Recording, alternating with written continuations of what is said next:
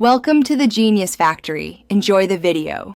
In this video, I will explain how to connect public Wi-Fi without password, full guide.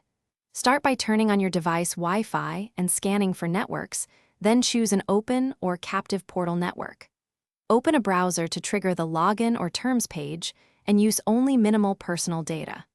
Use a VPN before sending sensitive info, forget networks after use, and keep your system updates active for better safety.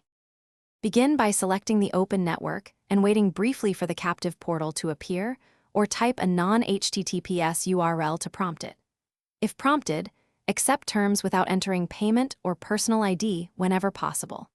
Use temporary email options if required, and enable a VPN immediately after connecting. Always monitor for odd redirects and disconnect when finished to reduce exposure and protect your device from persistent tracks. Treat public Wi-Fi as untrusted by default and connect a VPN before transmitting any sensitive data. Turn off automatic network joining, disable file and printer sharing, and remove saved credentials for public hotspots afterward.